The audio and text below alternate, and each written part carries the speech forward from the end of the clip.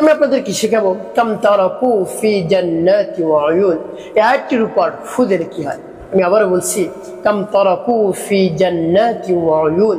এই আয়াতটির উপর ফুদের কি হয়। খুবই দামি এবং গুরুত্বপূর্ণ আমলটি। আমলটি আপনি শিখে রাখুন, আপনার কাজে লাগবে। আমলটি করতে কোনো ধরনের টাকা পয়সা খরচ করতে হবে না, আপনি নিজে নিজে আমলটি করতে পারবেন। তো প্রিয় ভাই বোনেরা, আমলটি করলে আপনার অনেক টাকা পয়সা বেঁচে যাবে, আপনি অনেক পেরেশানি, হতাশা, দুশ্চিন্তা থেকে বেঁচে যেতে পারবেন ইনশাআল্লাহ। তো প্রিয় ভাই বোনেরা, আমলটি কখন কিভাবে করবেন, কোন নিয়মে করবেন আমি আপনাদেরকে বলে দিচ্ছি।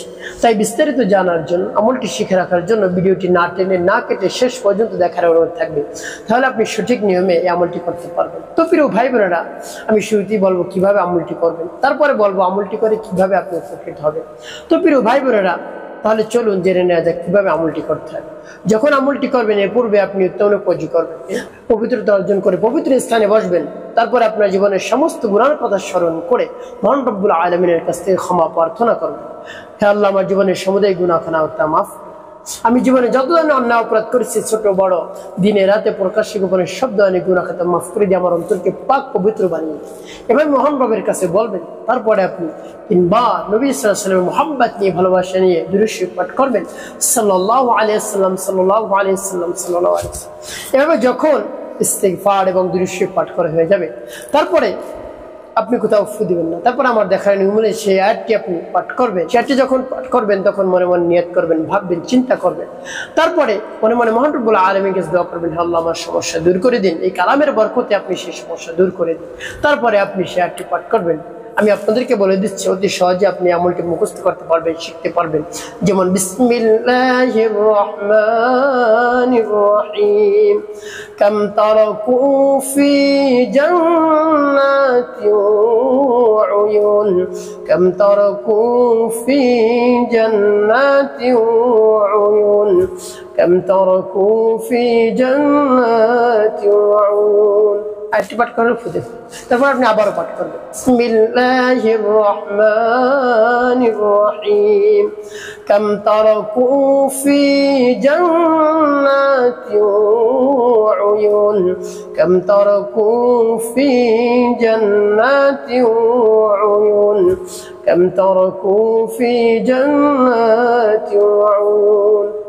পাঠ করে সবার উপরে, তারপর আপনি মনের জোরে আবার পাঠ করবেন, বিসমিল্লাহির রহমানির রহিম, কাম তারাকু ফি জান্নাতি ওয়া উয়ুন, কাম তারাকু ফি জান্নাতি ওয়া উয়ুন, কাম তারাকু ফি জান্নাতি ওয়া উয়ুন।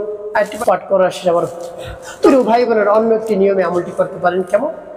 আপনি যদি লিখতে পারেন, এভাবে আপনি কয়েকবার লিখবেন কাগজের মধ্যে। লেখার পর আপনি এর মধ্যে এই আয়াতটি পাঠ করে আবার ফু দিবেন। ফু দিয়ে কি করবেন, এই কাগজ আপনি পানির মধ্যে ভিজাবেন। ভিজানোর পর যখন সেই রংটা বেরিয়ে আসবে, তখন আপনি সেই পানি ব্যবহার করবেন। যদি ব্যবহার করেন, তাহলে আপনার সেই সমস্যা দূর হয়ে যাবে। কোন সমস্যার জন্য আপনি আমলটি করতেছেন আমি আপনাদেরকে বলে দিচ্ছি। এভাবে যখন আপনি এই আয়াতটি লিখে তারপরে ফু দিবেন, তারপরে ভিজিয়ে পানি আপনার রেডি করা হয়ে যাবে। তারপরে আপনি নবী সাল্লাল্লাহু আলাইহি ওয়াসাল্লাম মুহাব্বত নিয়ে 5 বার দুরূদ ইব্রাহিম পাঠ করবেন। আল্লাহুম্মা সাল্লি আলা মুহাম্মাদ ওয়া আলা আলি মুহাম্মাদ কামা সাল্লাইতা আলা ইব্রাহিম ওয়া আলা আলি ইব্রাহিম ইন্নাকা হামিদুম মাজিদ। আল্লাহুম্মা বারিক আলা মুহাম্মাদ ওয়া আলা আলি মুহাম্মাদ কামা বারাকতা আলা ইব্রাহিম ওয়া আলা আলি ইব্রাহিম ইন্নাকা হামিদুম মাজিদ। এভাবে সাল্লি আলা মুহাম্মাদ ওয়া আলা আলি মুহাম্মাদ কামা সাল্লাইতা আলা ইব্রাহিম ওয়া আলা আলি ইব্রাহিম ইন্নাকা হামিদুম মাজিদ।